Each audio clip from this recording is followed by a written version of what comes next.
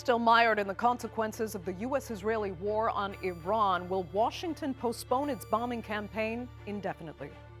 At the request of Gulf leaders, President Trump agreed to delay the resumption of military action on Iran.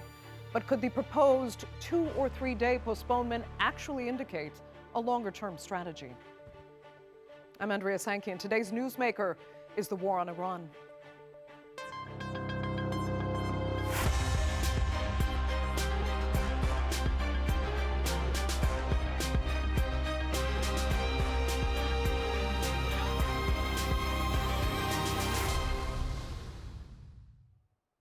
Well, it's been impossible to predict what's coming in the war on Iran. Earlier, inches away from a deal statements have now stretched into 81 days of military action and economic destabilization. President Trump's latest move was to postpone the resumption of bombing Iran at the request of Gulf allies. They've taken the brunt of retaliatory Iranian missile attacks, as well as severe economic disruption. There's so much to factor into the consequences of what's happening in the region, not least how it's affecting global power dynamics, especially with Presidents Xi and Putin meeting in Beijing. Here's a look now at the latest developments. More than 80 days into escalating tensions, the Middle East stands trapped between war and diplomacy, where a single decision in Washington or Tehran could shift the balance of the entire region. US President Donald Trump said on Monday that a planned military strike on Iran was postponed, not because the option disappeared, but because regional allies intervened. He said leaders from Qatar, Saudi Arabia, and the United Arab Emirates urged Washington to step back, warning that escalation could destabilize the entire Gulf region. Trump described the current situation as serious negotiations now taking place. This is not a forever war. We're going to take care of business and come home. That's what the president's promised, and that's exactly what he's going to deliver. In Tehran, President Masoud Pezeshkian had a different message, saying dialogue does not mean surrender. Iran insists it has entered negotiations with dignity and authority, while refusing to abandon what it calls its sovereign nuclear rights. Behind the diplomatic efforts, Iranian officials continue to warn of readiness for confrontation if attacked again. And it is obvious that those things they have not been able to achieve militarily, they cannot achieve on negotiation table unless there is a win-win solution achieved. So the current negotiation is suffering from the lack of trust. It is also suffering from contradictory messages we receive from Americans. At the center of this standoff lies the Strait of Hormuz, one of the world's most strategic waterways. Iranian military voices advocate tighter control over shipping routes and infrastructure passing through the strait, while the United Nations calls for uninterrupted freedom of navigation. The tension reflects a deeper struggle: control, deterrence, and economic pressure. Meanwhile, the widening conflict continues taking its toll. In Lebanon, the death toll from ongoing Israeli strikes has surpassed 3,000 since March. Entire communities have been displaced, while bombardments continue despite ceasefire arrangements. Humanitarian groups warn of worsening conditions as international pressure fails to halt the violence. Markets are reacting in real time. Oil prices fell sharply after Trump signals a pause in military action, a reminder of how quickly geopolitical decisions translate into global economic shockwaves. At the same time, sanctions, inflation, and financial strain continue to pressure Iran's domestic economy, even as officials claim resilience and endurance. In the United States, political debate is intensifying. Public support for military involvement is weakening, with a majority of voters opposing war escalation. Analysts say the conflict is no longer only a foreign policy issue, it is becoming a domestic political fault line. Diplomacy is advancing, but so is military readiness. Negotiations are still going through mediators, but the main disagreements remain unresolved. Iran says it will not surrender. The US says it will not tolerate nuclear escalation. And Gulf states warn of regional collapse if fighting resumes. After more than 2.5 months, the region remains locked not in peace, but in managed uncertainty. Well, let's get the view now from Tehran, and joining me from the capital is Iranian affairs analyst Saeed Khalshachem. Thank you so much for being with us, Saeed. Let me first get your take on the latest delay in resuming the bombing campaign. First of all, were you worried that it would start again? And how do you read what's behind Trump calling it off for now? Hello, and thanks for having me, Andrea. Well, it's because of the game that the United States is playing, actually. They are just doing threats in the hope that they can pressure Tehran to surrender in the talks and to give in to the U.S. demands, and this is not going to happen. That's the first reason. The second reason is that estimates show that if war resumes, the situation won't be any better for the United States. There will be pain on both sides, but oil prices will go high. So there is another third reason, as I gather. Iran has done some preemptive moves in the military field to neutralize or at least to preempt any imminent U.S. attack. So all these reasons are at work for the U.S. to step back from resuming the war. And speaking of new proposals and offers sending to Tehran. Okay. Also, though, there is the Gulf leaders asking President Trump personally not to resume a bombing campaign. Is that a win of sorts for your government? You know, with Gulf powers understanding Tehran can wage effective warfare on its neighbors and U.S. installations there if need be?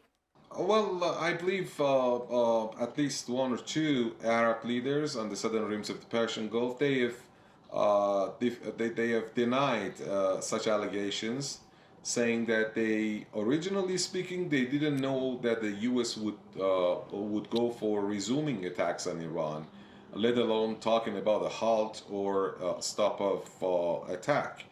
And Donald Trump is not the one who would listen to the Arab leaders. He listens to Netanyahu, but not the Arab leaders. So, so far, we don't know whose words we should take seriously. As a matter of fact, Iran believes in its own schemes and plans for war and for the negotiations.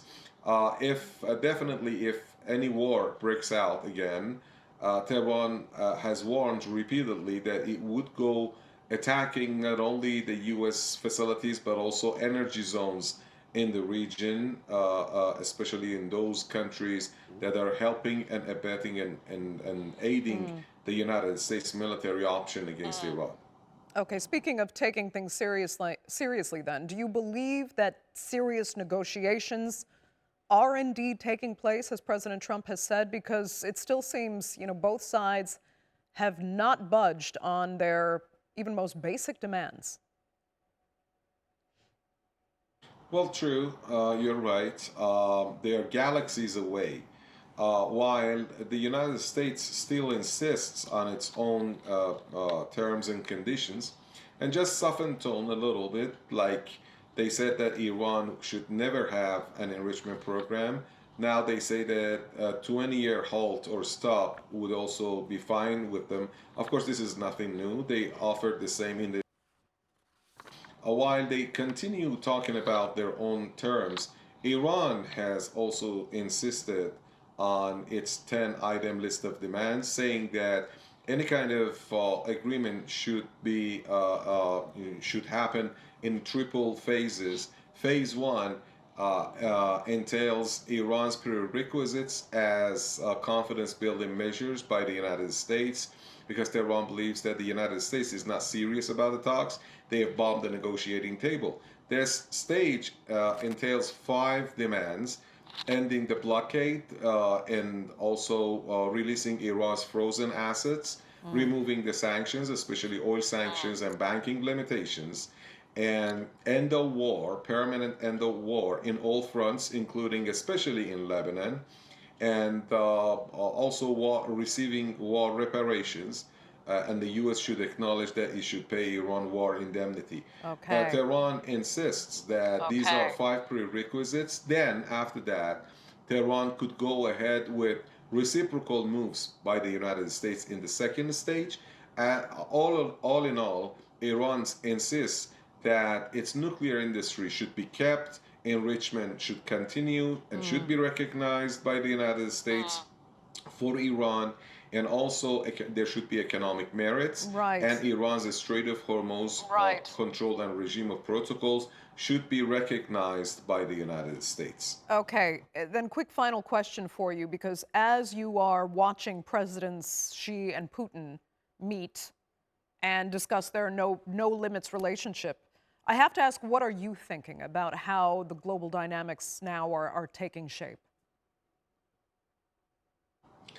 Well, it's quite clear that world power is on a transition from the west to the east. And the United States is moving on a line of demise, on a line towards demise. And the very fact that they failed against Iran in their attack after nearly 3 months, it shows the same. As far as we have understood, that Donald Trump's recent visit to China yielded no result for him in any field, in any area, including attracting Chinese attention or cooperation for reopening the Strait of Hormuz, because Iran had already informed Chinese that it would not do that. So I believe that the situation is as before.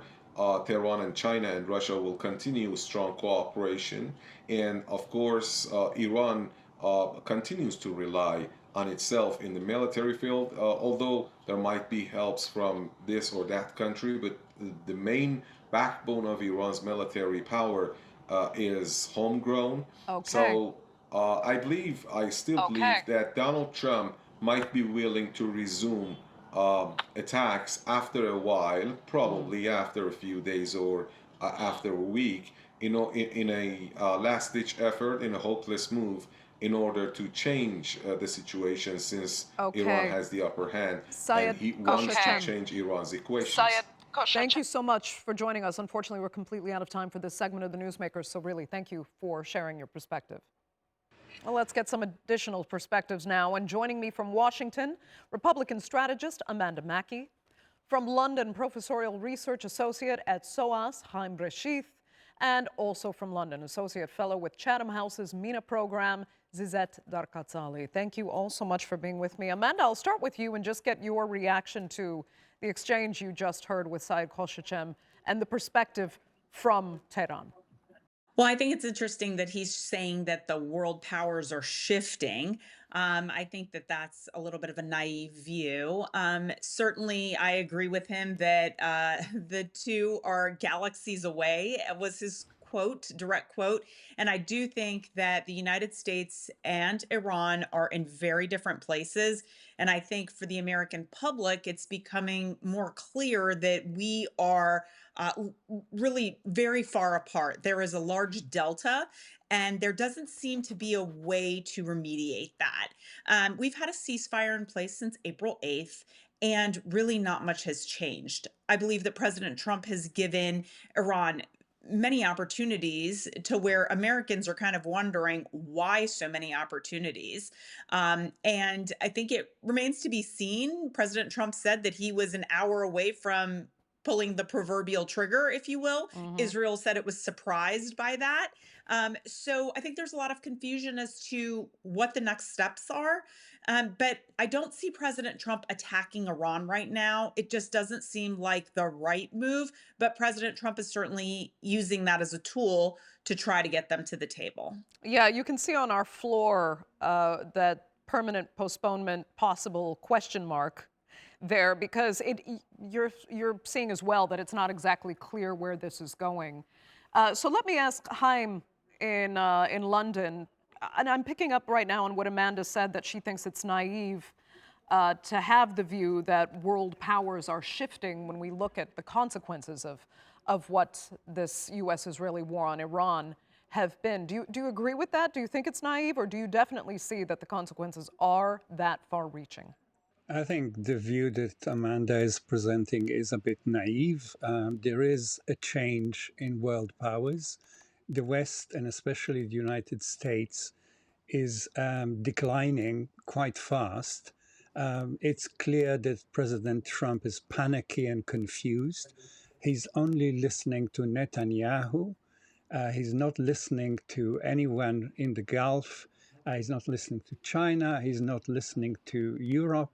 And he's not listening to his own advisors. Rumors are flying everywhere. The situation could hardly be worse.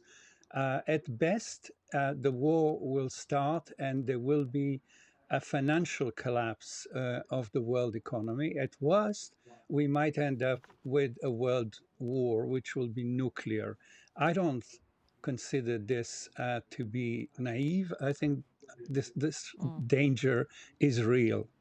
Okay, let me ask Suzette then. I mean, do you agree with Chaim that President Trump is not listening to partners in the Gulf? Because there are others who argue that Washington really does have to listen to the position of his friends and allies in that region, because they arguably did not expect to be so firmly in the firing line and have their economies so thoroughly destabilized in all of this.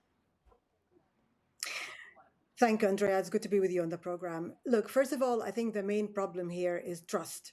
So I think both sides, whether Iran or the US, are very maximalist in their demands, and they do not trust each other.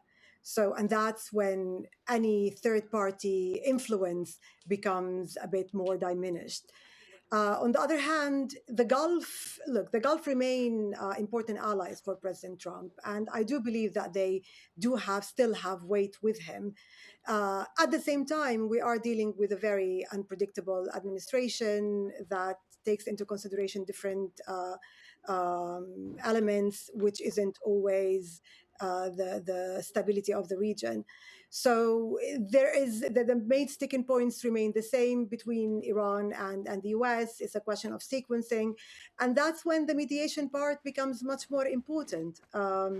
Vice President Vance said yesterday that that they are still open for negotiations, and that does not mean that the Gulf should just take the back seat. They should continue pressuring and continue hoping that they will get somewhere with these talks. Yeah, well, let me turn to Amanda then, because as far as what you think the U.S. is capable of doing now going forward, there had been very serious talk of a ground invasion at one point, and now that we're viewing as well as the equation, you don't seem to think that there is a remaking of the global order in all of this, but watching Presidents Xi and Putin meet and talk about their no-limits relationship, what do you really think is possible as far as the true military action the United States could take, as well as commenting again on that global order? And if you don't think it's entirely reorganizing,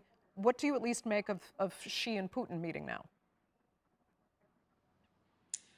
Well, that was in the works. So President Trump had a, star-studded event just as Putin did in China when he arrived. So, when you look at what President Xi, committed to President Trump, that was, we will engage on your behalf with Iran. And of course, President Trump in the United States, not wanting to look weak, of course, did not take him up on that. But that was certainly something that was extended to him.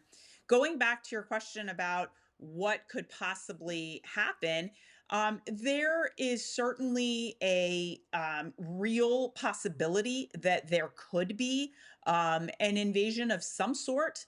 But I do believe that our politics being so short every 2 years having elections, this has been a challenge and will continue to pose a challenge for members of Congress to go back to their constituents in their districts and explain what is happening in Iran. And I have said on this network, on others, it is very important that the top diplomat in this country, Marco Rubio, is really relaying to his former colleagues, of which all of them supported his nomination and confirmation, that they really explain the why of why we are doing this now and where Iran failed and where they moved the goalpost constantly, time and time again. And so, again, I just don't see the American palette really looking for something like this to happen between now and November.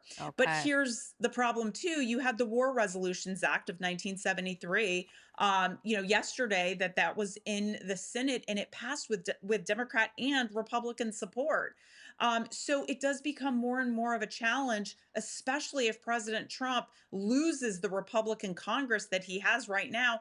Even with this very slim margin he has in Congress, he's not able to pass a lot of his agenda, just Mm. like what happened yesterday in the Senate floor. Yeah, it's interesting, Chaim, talking about the election coming up because many are questioning Israel's influence and role, AIPAC's role in particular, in this U.S. election. And I'm not sure if we've lost Chaim or if that's just his video. But I can ask Zizet then, if you think Israel's position has, shifted at all on how militarily aggressive they should be, and, are Netanyahu and his supporters getting what they want out of attacking Iran, or has it all kind of backfired, not just on Israel, but on President Trump as well? Israel has been the most consistent actor throughout the war. It did not hide its interest in escalating the war and resuming the war in Iran to realize its objective, continues to be regime change and elimination of the nuclear capacity of Iran. So Israel's calculations haven't changed. They are still waiting to hear what President Trump is gonna do and they hope that he does continue the escalation. Now, it is election year in Israel, and it is driving the conversation. It is driving the contest, and anyone who is monitoring closely what's happening in Israel would tell you that Prime Minister Netanyahu is not interested in de-escalation or in ending any of the wars. Continuing the war is his political lifeline, and would help him continue to seek the total victory, whether in Iran, whether in Gaza, whether in Lebanon. Zizet, I'm going to stick with you for one more second because as we talk about Israel, I want to look again at the Gulf nations and how they might be readjusting. And, one write-up in Foreign Affairs magazine actually caught my eye saying that, I'm quoting them, the region must build its own security, not buy it. But I don't know, if we look at the case of, Qatar and the UAE in particular, their populations are so tiny. I mean, how would they even readjust to try and build their own security and defense without the backing of the United States? So most countries, particularly the region, find themselves squeezed between the war that they did not choose and many have warned against, and consequences they cannot escape. The Gulf countries are going to be continue to be the neighbors of Iran after this war is over in one way or another, and that's one of the reasons why they continue to call for negotiations. I mean, yesterday we've seen Qatar saying that still the path of negotiations is the preferred path forward, because they know they have to live with the consequences of what is most likely to be an angrier Iran after this war is over. The regional security has been discussed. It has been a conversation before the war as well, and I think the war has shown that the Gulf cannot entirely rely on the United States to protect them or get their back whenever any escalation in the Right. region happen. So they Okay. all understand that it is important that they coordinate among themselves.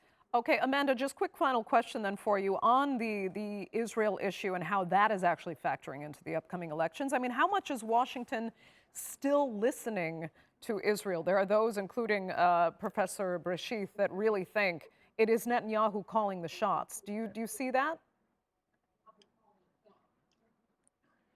Well, I just take these individual leaders at their word. Netanyahu has publicly said no one can tell President Trump what to do. And I do agree with that.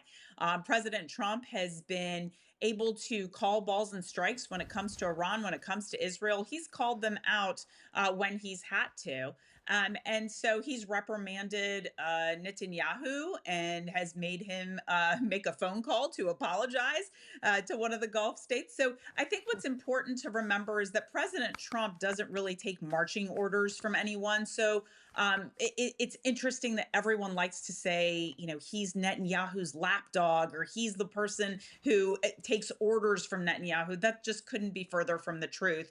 I do agree that Israel has a very different agenda than the United States, while they may have parallel paths here and are allied in this effort. Israel wants regime change. President Trump really hasn't said regime change, except for the Iranian people. You need to, you know, carry this after we, you know, after we make changes. Yeah. But the regime change argument has not been something that the president or his deputies have really been talking about. Yeah, they've gone quiet on I that think that lately. they're on different missions. And also, if you look at where the Gulf states, we take President Trump at his word, and the Gulf states are saying, you know, let's give peace a chance. Pakistan certainly engaging heavily here. President Trump has done everything to allow that to happen since April 8th. Again, going back to my earlier point, to where Americans are a little confused. Why haven't we gone in? But President Trump, being the person who campaigned on not engaging in more wars, is trying to live up to that. Okay, Amanda, we're going to have to leave it there. I'd like to thank you both so much, and Professor Bashith for being with us on this edition of the Newsmakers. Remember, you can follow us on social media, and do be sure to subscribe to our YouTube channel. I'm Andrea Sankey. We'll see you next time.